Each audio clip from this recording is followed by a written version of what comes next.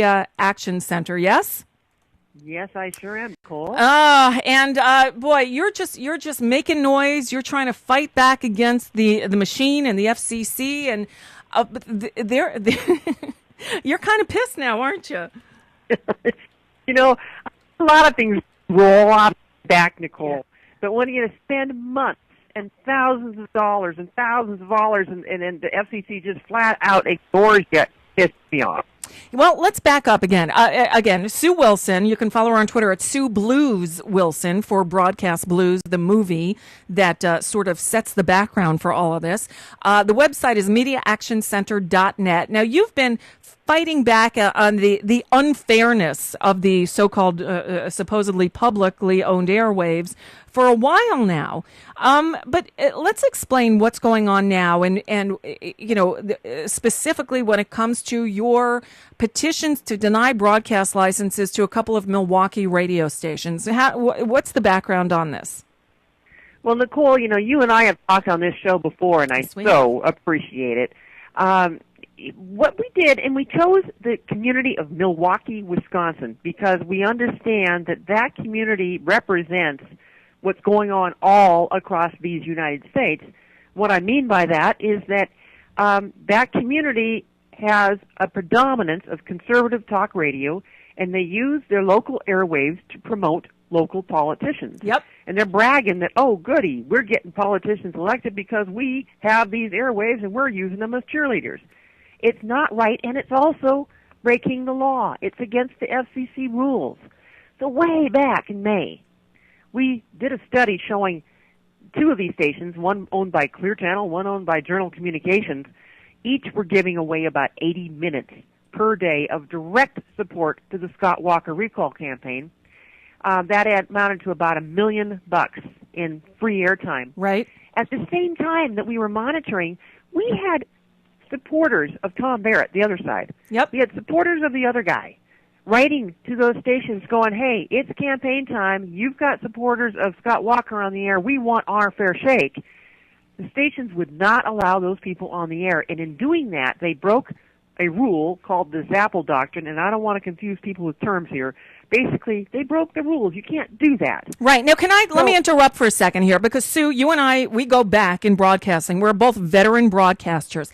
I remember when I was just a young a kid, I worked at WMCA in New York, and I produced a talk show. It was sort of the precursor to Rush Limbaugh. It was Bob Grant, a right-winger's right winger. And I remember when he said something particularly inflammatory, or he had a candidate on, or he presented one side, I would have to offer equal time to an opposing point of view. And I even had in a scrapbook somewhere a handwritten note back from Pat Buchanan, who turned down my invitation to come on and present the other side of whatever it was that was being talked about. But that was standard operating procedure back then. Since then, the rules have changed. Actually, the Fairness Doctrine expired, but the Zappel Doctrine is still there. And do explain what the Zappel Doctrine is, if you will, so people understand what it is. Sure. It's parallel to the equal time rule. There is still a law, and this is a congressional law signed by the President of the United States that says if a candidate appears on a radio or TV show, this is local radio, local TV, not satellite or cable. Right. If a candidate appears, then the station must allow the other candidate to appear if they request to do so. Right. Okay. That's the equal time law. The Zappel Doctrine runs parallel to that, and it says if supporters of a candidate appear, then the supporters of the other candidate must be given time if they so request it. Okay. Well, we have people out there requesting it, and we documented all of this. We sent it to the FCC, and then, Nicole, guess what happened? They said, we never got any stinking requests, right? They ignored you. Oh, they have so ignored us, and then, as you can tell, I'm upset. I'm really, really mad. Because, they are dissing me personally, but they are absolutely proving the way that they operate. The FCC is in the pockets of the corporate lobbyists. They do not pay attention to the public. Well, by gosh, I'll tell you what, we have people writing letters right now to the FCC You can go to tellfcc.com if you want to join in. And people all across this country are writing in, and they are pissed too, going, wait a darn minute. You don't just ignore a very lengthy, detailed legal document presented in writing to you that you acknowledged in writing back in May and say, oh no, we never got that.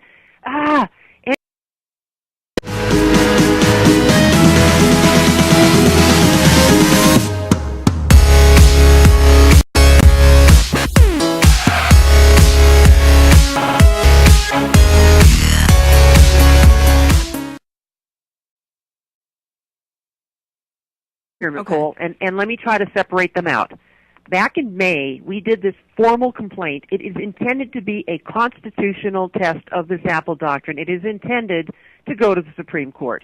That was filed in May. What we filed November 1st, on the very last day that we could, was a petition to deny those licenses. For the folks at home, you know, if you drive recklessly with your car, you can have your license revoked. Well, if broadcasters broadcast recklessly with their stations, they can have their licenses revoked, but we only have a chance once every 8 years to try to do that. So we filed our petitions to deny on the very last day. Now, that division, the audio division of the Media Bureau, said initially, oh, we didn't get them. Well, after, again, the press started calling, reporters started calling, people started to make noise, all of a sudden, oh, we found them, okay. So now the petitions to deny, to see if we can revoke those licenses, those have been received. They will be paid attention to. But the whole thing is based on this great, big, long, legal constitutional document that we filed back in May that they're still saying, well, we never got that, despite emails that prove that absolutely they did. Oh, my God. So, you know, and you up at MediaActionCenter.net is the letter you wrote to them in response to them saying that they didn't get your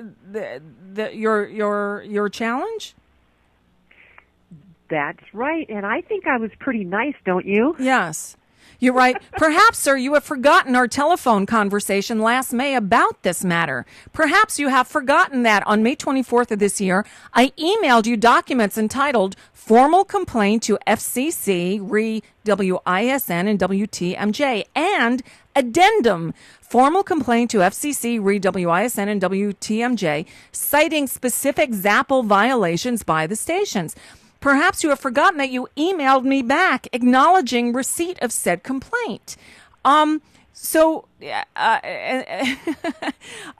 then you keep going, but down at the bottom you say, Mr. Berlin, I ask that you rectify this entire situation immediately. I ask that your office immediately decide on the original complaint. I will next forward all original correspondence to facilitate this. I also ask that you contact everyone whom you have told there has been no Zapple case filed for 8 years and correct the record. I further ask that before you make any decisions about pending license challenges, you review the petition to deny first. Our arguments may surprise you. Sincerely, Sue Wilson, Media Action Center. Now, you just sent that out, on Friday? So I'm guessing you haven't gotten any response back yet. You are correct. We have not gotten any response, but I can tell you that I know that at least a couple dozen people have been writing into Mr. Berlin and all of the commissioners complaining about this. People are really upset about this. And you know what it shows, Nicole? This is just the first time that we've really caught the FCC in their game. You know, in Broadcast Blues, I showed how people who filed petitions to deny that were based on courtroom cases that they won just got ignored for years, and then the FCC never even had a courtesy to call them or let them know how their case was resolved. The FCC is proving that they work with corporations, they work with lawyers, but when it comes to the public that they're supposed to be serving, screw them, we're not going to even respond back to them. That's what this is proven, and by God, we the people have got to start standing up and marching on the FCC. That's what's going to happen next summer, Nicole. That's just the only way. Yeah, you know, Sue Wilson, you've been fighting this fight for a long time. In fact, in the film Broadcast Blues, you can see some of your protestations at hearings in front of the FCC. Are you getting any traction? I mean, is anything happening? And is there any look? I mean, is there anybody who's you can go over the FCC's heads to anybody to say, look at what they're doing here? Well, in terms of going over somebody's head, I think it goes to the White House. And maybe we should start one of those White House petitions. Maybe that will get a little bit of traction at this moment. I want to share a little secret with you. Yeah. I worked for Fox News for a while. Yeah. One of the things I learned from Fox News is that a very effective way of making a federal agency or state agency or local agency for that matter, government agencies, a very effective way of making them work for us is to embarrass the hell out of them. And guess what?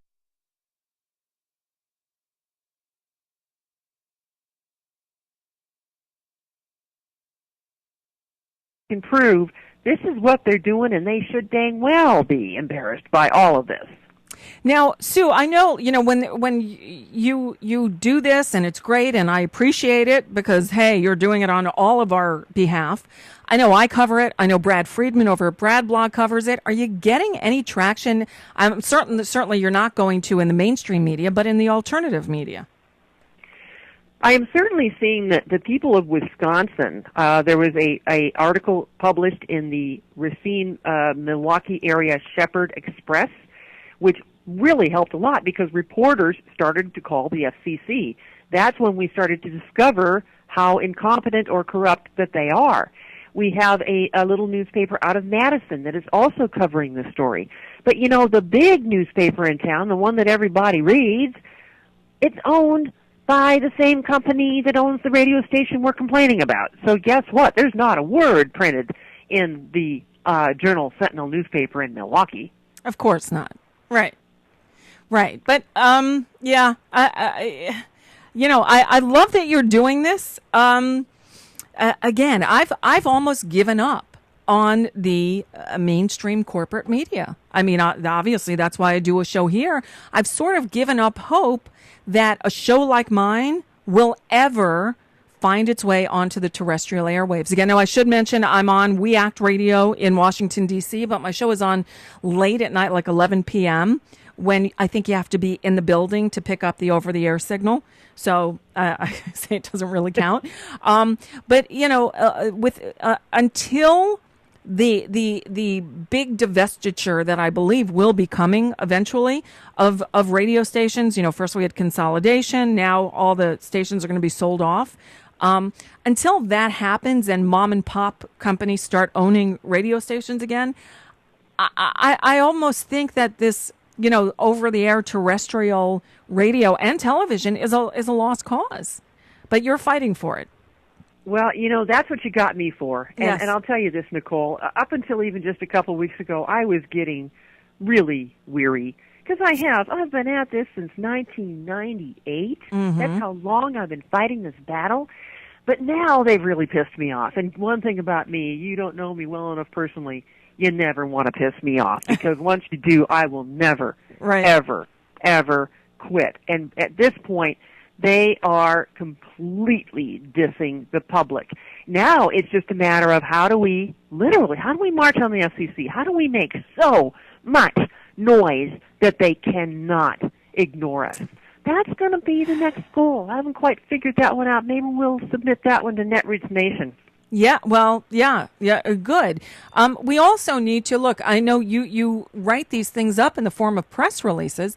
Have you sent this stuff out to, Huffington Post and to Alternet and people like that? Because I think more people need to know about it. I think people just don't even know it's a thing. Thanks, Nicole. I do actually have a press guy who's volunteering with us right now, and I'm going to take this chance to plug just a little bit. Folks, if you can donate, please do, because we so need resources, and that will be at MediaActionCenter.net. But, at the end of the day, I do have a press guy. He's been sending it out. I'm not exactly 100% sure to whom, because there's only so much I can do on my own. But, one thing, if people see this, send it out yourselves. Yeah. Share this on Facebook. Right. Share it with the press. Start calling people. Go, this is important. We need to hear about this on the national level. That's where we need to take this. I think that's a great idea, and I've got to do some writing for Sulia, so I'll definitely put up a post on that and more. Hey, Sue, I want to ask you the latest on your little feud with Rush Limbaugh. Rush Limbaugh, one of these days is just going to implode. I think